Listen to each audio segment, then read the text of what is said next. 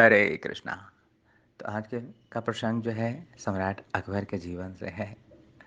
और ये प्रसंग जो है बहुत ही सुंदर सीख को दे के जा रहा है, बहुत ही सुंदर शिक्षा को दे के जा रहा है। तो अगर हम इस शिक्षा को अपने जीवन में आत्मसात करना चाहते हैं, जानना चाहते हैं कि वो संदेश क्या है, तो आपको ध्यानपूर्वक इस संदेश को, इस कथा को श्रवण करना होगा। क्योंकि जब आप अंत तक इसे सुनेंगे, तभी जो है आप समझ पाएँगे कि वो संदेश क्या है और ये बड़ा ही अमूल्य संदेश है।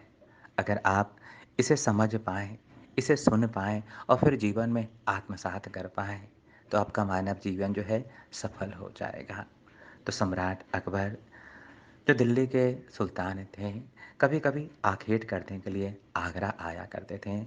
आज से 500 साल पहले ये वृंदावन, आगरा इत्यादि जो है दिल्ली के जो आस-पास के जो इलाके थे, जो सटे हुए इलाके थे, वो जंगल ही हुआ करते थे।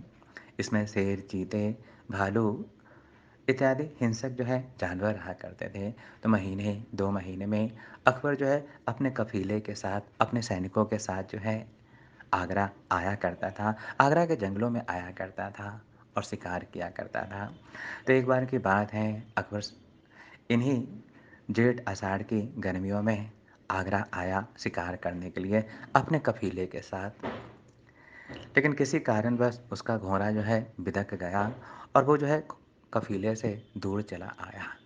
अब जेठ आषाढ़ की गर्मियों का समय था।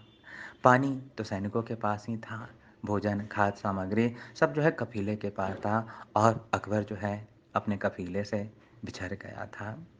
तो धीरे-धीरे गर्मी जो है अपने परवान पे आ गई। अकबर का गला जो है सूखने लगा।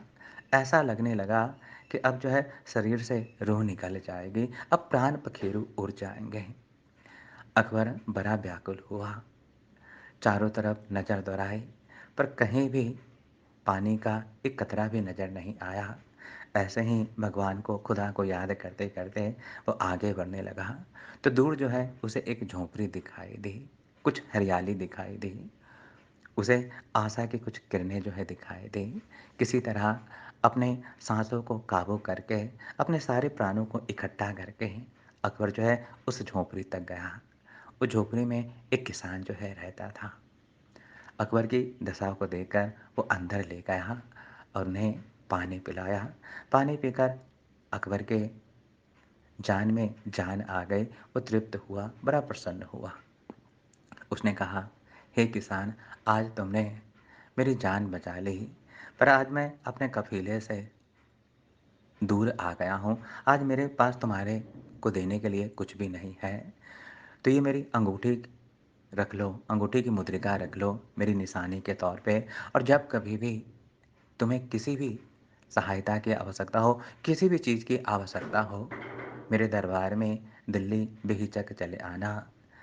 ये अकबर तुम्हारी हर मुराद को पूरी करेगा। किसान भी स्वावलंबी था।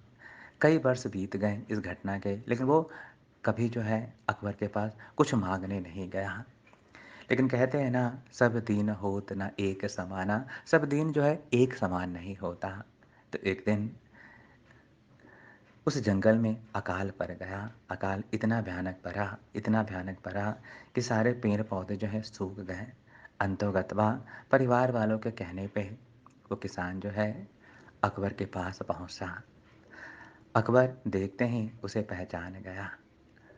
अपने राजमहल के खास मेहमान घर में उसे रखा, बड़े ही स्वागत-सत्कार के साथ कहा, तुम्हें जो चाहिए मैं दूँगा, पर 2-3 दिन मेरी मेहनवान नवाज़ी को स्वीकार कर लो। किसान भी भोला-भाला था, अकबर के इस प्यार भरे आवेदन को, एप्लीकेशन को ठुकरा न सका, वो रुक गया। तो अकबर के पास वाले कमरे में ही वो रुक गया।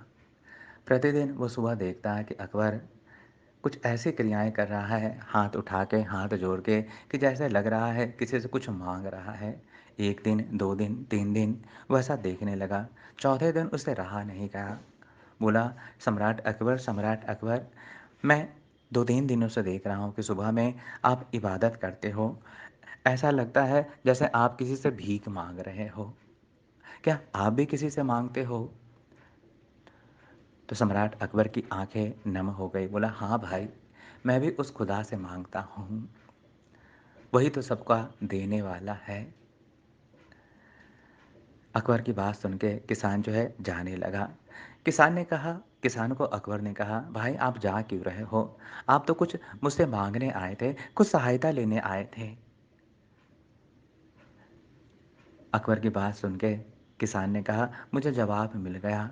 जब आप भी किसी के आगे झोली फैलाते हो, आपको भी ज़रूरत जो पूरी करता है, क्यों ना मैं उस मालिक से ही माँगूँ। मैं आपके आगे क्यों गिड़गिड़ाऊँ? जो सबका देवनहार है, जो सबका पालनहार है, मैं उससे माँगने चला आया। मैंने गलती की थी कि उसके आगे झोली ना फैलाकर मैं आपके आगे झोली फैलाने चला आया।" तो चाहे अकबर हों या सिकंदर हो, सबके जो देवनहार हैं, भगवान ही हैं। तो अगर हमारे पास कुछ ज़रूरतें भी हैं, तो हमें भगवान की ही शरण लेनी चाहिए। भागवत गीता 7:20 में ही भगवान कहते हैं, कामहस्तये ज्ञानं प्रपद्यन्ते अन्यदेवता तं तं नियमस्थया प्रकृति नियता स्वया। तो भगवान कहते हैं कि हे अर्जुन, जिनकी बुद्धि भौतिक इच्छाओं द्वारा मारी गई है, वे देवताओं की शरण में जाते हैं और अपने-अपने स्वभाव के अनुसार पूजा के विशेष विधि-विधानों का पालन करते हैं। पर यह पूजा जो है अविधि पूर्वक होती है, क्योंकि देवता जैसे सम्राट अकबर जो है भी कहीं माँग रहा था, तो देवता भी भगवान श्री कृष्ण के पास ही आते हैं। अगर कोई देवी दुर्गा की, भगवान शिव की, भगवान ब्रह्मदेव की पूजा करता है, तो ये ईश्वर नहीं है, ये भी जो है अपना एप्लीकेशन जो है भगवान श्री कृष्ण के पास लगाते हैं कि हे प्रभु, हे ठाकुर जी, बहुत दिनों से ये देव जो है, ये साधक जो है, ये भक्त जो है मेरी पूजा कर रहा है और उसको अमुक-अमुक चीज़ चाहिए, पुत्र चाहिए, संपत्ति चाहिए, कामनी चाहिए, कंचन चाहिए, तो कृपया करके आप जो है उसकी इच्छा को पूर्ति कीजिए, ताकि हम जो है उसको ये वरदान दे सकें। और जब ठाकुर जी हैं देवता को ग्रांटेड करते हैं, तब जो है वो देवता जो है अपने भक्त को, अपने साधक को कुछ वरदान जो है दे पाते हैं। आज के डेट में ही आप देखिए कि हमारे प्रधानमंत्री जो हैं नरेंद्र मोदी, उनके पास जो है सारा कैबिनेट मिनिस्ट्री होता है। हमारे भारत सरकार में 545 जो है कैबिनेट मिनिस्टर हैं, कोयला मंत्री हैं, पेट्रोल मंत्री है, फाइनेंस मिनिस्टर हैं। तो मान लीजिए कोई फाइनेंस मिनिस्टर से कुछ कामना करे और उनका जो है चापलूसी करे, उनके साथ आगे-पीछे रहे, तो अगर वो फाइनेंस चाहिए भी, तो अगर वो कुछ देना भी चाहें, तो जब तक उस बिल पे प्रधानमंत्री नरेंद्र मोदी साइन नहीं करेंगे, तब तक जो है फाइनेंस मिनिस्टर हमें एक धेला भी नहीं दे सकते हैं। तो आज के डेट में भी अगर हम मंत्रियों के चरण पकड़ते भी हैं, तो जब तक प्रधानमंत्री का सैंक्शन ना हो, तब तक वो मुझे कुछ भी नहीं दे सकता है। उसी प्रकार अगर हम किसी देवी-देवता की शरण में जाते भी हैं, तो जब तक भगवान श्री कृष्ण उस पे कृपा नहीं करते हैं, उस चीज़ को सैंक्शन नहीं करते हैं, वो देवी-देवता हमें दे ही नहीं सकते हैं। और परम पूज्य राधा गोविंद महाराज तो इतना तक कहते हैं कि देवताओं की भक्ति जब हम करते हैं, तो उनको मेरु तुल्य हम जब तपस्या करते हैं, तो वो हमें क्या देते हैं? हमें सरसों के दाने के जैसा जो है फल देते हैं, वरदान देते हैं। लेकिन भगवान श्री कृष्ण की हम सरसों के दाने के बराबर तपस्या करते हैं, तो हमें मेरु तुल्य जो है वरदान देते हैं। आपको विश्वास नहीं होता? हिरण्यकश्यपु ने 36,000 वर्ष तक भगवान ब्रह्मदेव की पूजा की थी और वो वरदान जो है 5 बरस भी चल नहीं पाया। लेकिन ध्रुव महाराज ने केवल 6 महीने भगवान श्री हरि की पूजा की थी और आज भी ध्रुव लोग जो है इस संसार में विद्यमान है।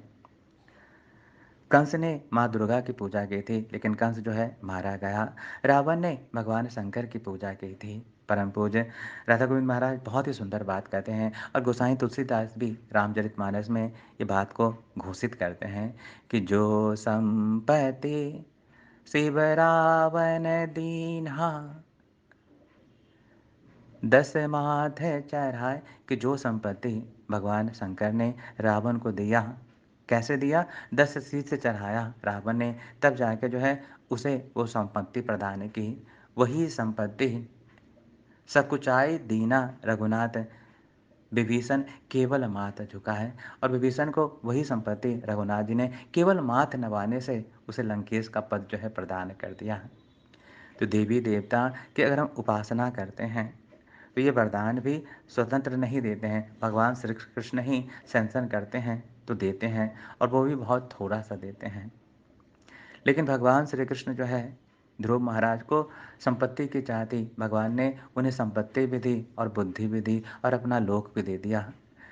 लेकिन ब्रह्मदेव ने केवल हिरण्यकशिपु को वरदान दिया, उसकी रक्षा नहीं की। माँ दुर्गा ने कंस को वरदान दिया, लेकिन उसकी रक्षा नहीं की। भगवान शंकर ने रावण को वरदान दिया, पर उसकी रक्षा नहीं की। लेकिन भगवान जो है, संपत्ति भी देते हैं और रक्षा भी देते हैं और ऐसी बुद्धि भी प्रदान करते हैं, ताकि वो जो है अपने मानव जीवन को सफल कर सकें।